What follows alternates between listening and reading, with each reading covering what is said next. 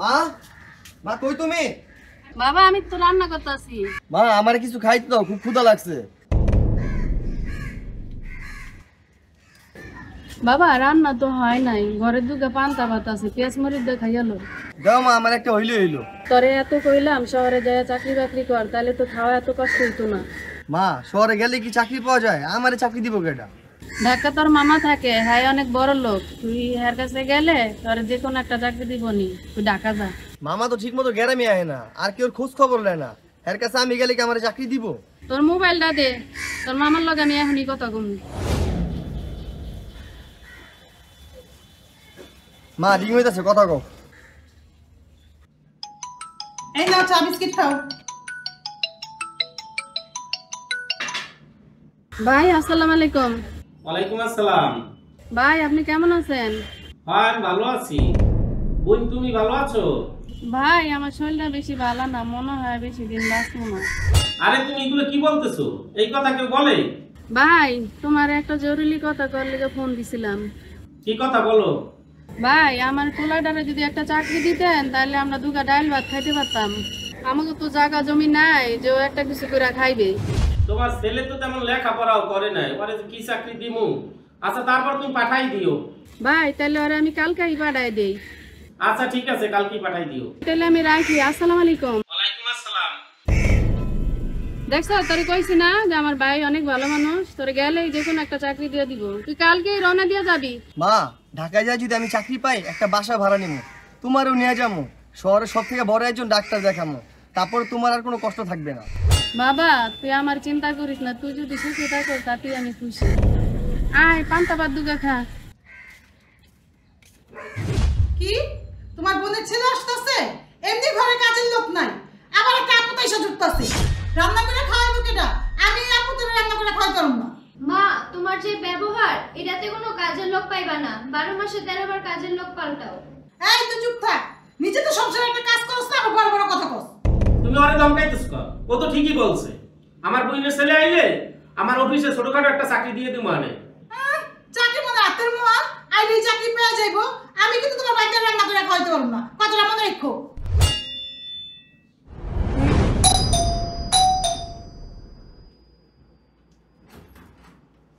আরে পারভেজ ভাইয়া, তুমি আসছো, আসো ভিতরে আসো। ভাইয়া তুমি কেমন আছো? আমি ভালো আছি, আপনি কেমন আছেন? ভাইয়া কি ব্যাপার, তুমি আমাকে আপনি করে কেন বলতেছো? আমি তো তোমার চেয়ে বয়সে অনেক ছোট। ছোট রে কি, আপনারা বড় লোক, আমরা গরিব। ভাইয়া তুমি এগুলো কি বলতেছো? তুমি আমার আপন ফুফাতো ভাই, এখানে ধনী গরিবের কি আছে? তুমি যদি আমাকে নাম ধরে না ডাকো আমি তোমার সাথে কথা বলবো না। ও আইসা করছো গ্রাম থেকে চাকরি লেগা? মামি আসসালামু আলাইকুম। বস্তা বলে কি আনছো? মামি মায় নারিকেল দিছে, পিঠা চাউল দিছে, চালতা দিছে, আমরা দিছে, আর অনেক শাকসবজি দিছে। এগুলো আবার কেউ বাসায় নিয়ে আসে? এগুলো ঢাকা শহরে পাওয়া যায় না?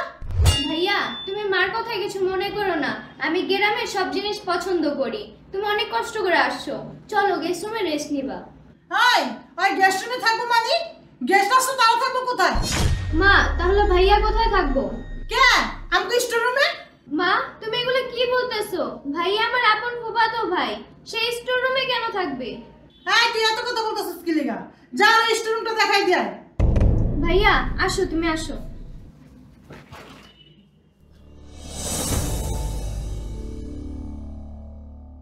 আচ্ছা তাহলে আমি অফিসে গেলাম।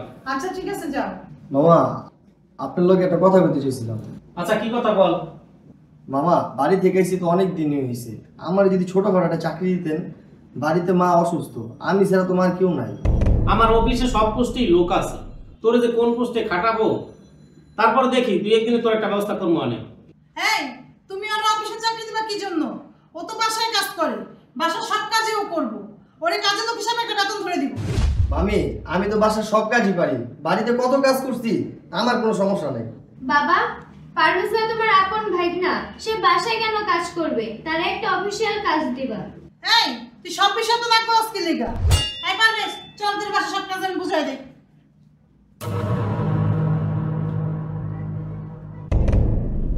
আরে ভাইয়া তুমি লুকায় লুকায় কি দেখতেছো? না না কিছু না, তোমার মোবাইলটা একটু দিবা, মার সাথে একটু কথা বলতাম। আসো আসো ভিতরে আসো, এখানে বসো। এই নাও ফুপির সাথে কথা বলো।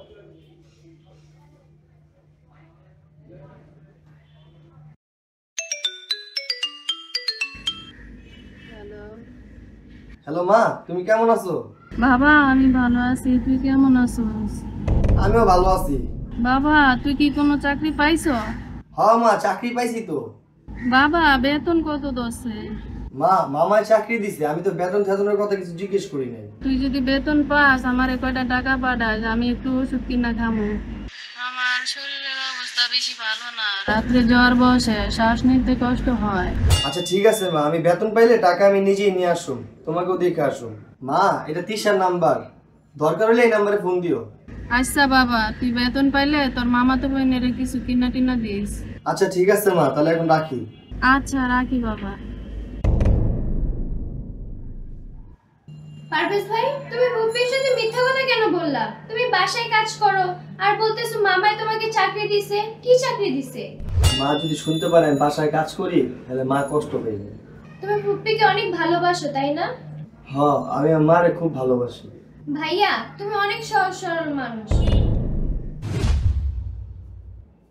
মামি, মা জিজ্ঞেস করছে আমার বেতন কত, যদি একটু বেতনটা বলতেন। তোর বেতন 5,000 টাকা। 5,000 টাকা? মামি, আমি বেতন পাইলে আমার আমি টাকা পাঠাবো। মা, আগের কাজের লোকের বেতন দিত 10,000 টাকা আর তুমি ভাইয়াকে 5,000 টাকা বেতন দিবা কেন? এখন জিনিসপত্রের যে দাম, আরে 3 বেলা খাওয়ায় 5,000 টাকা বেতন দিতেছে, এইটাই অনেক বেশি দিতেছি। আই তুই কাজ কর, আর এই জাতি করতে পার।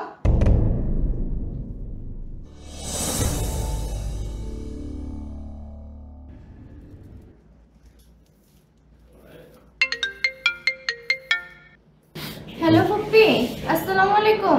ওয়ালাইকুম আসসালাম। কেমন আছেন আপনি? মা, আমার শরীরটা বেশি ভালো নাই, মোবাইলটা একটু পারভেজের কাছে দাও। আচ্ছা ঠিক আছে। পারভেজ ভাই, এনা ফুপি কল দিছে, ফুপির সাথে কথা বলো। আচ্ছা দাও। হ্যালো মা, কেমন আছো তুমি? বাবা আমি বেশি ভালো নাই, তোর একটু দেখতে ইচ্ছা লাগে, তুই 2-1 দিনের ভিতরে বাড়ি ফিরাই। আচ্ছা মা, তুমি টেনশন করো না, আমি ছুটি নিয়ে বেতনের টাকা নিয়ে বাড়িতে যেতেছি। আচ্ছা বাবা। আচ্ছা রাখি। এই নাও তোমার ফোন।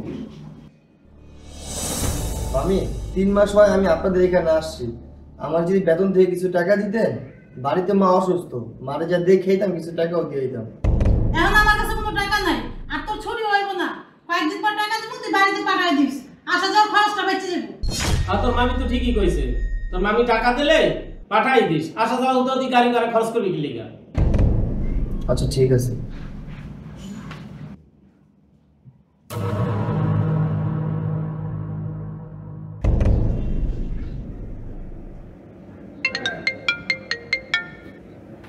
হ্যালো, কে বলছিলেন? আমি পারভেজের গ্রামের বাড়ি থেকে বলতেছিলাম, ওর আম্মা তো মারা গেছে, মোবাইলটা একটু পারভেজের কাছে দেন। কি বলেন? ওর আম্মা মারা গেছে?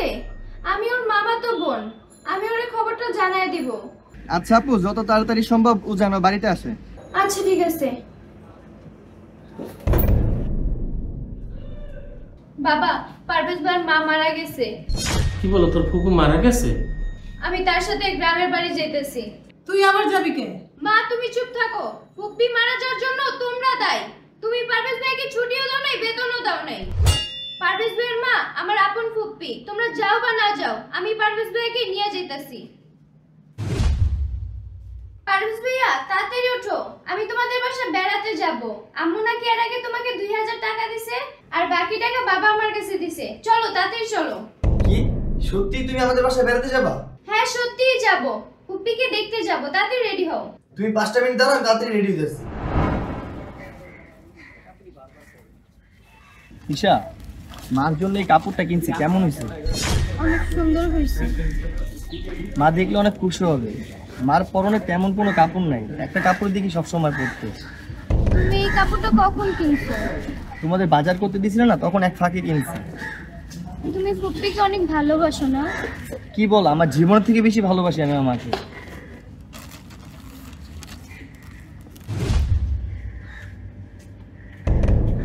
পারভেজ আসছো?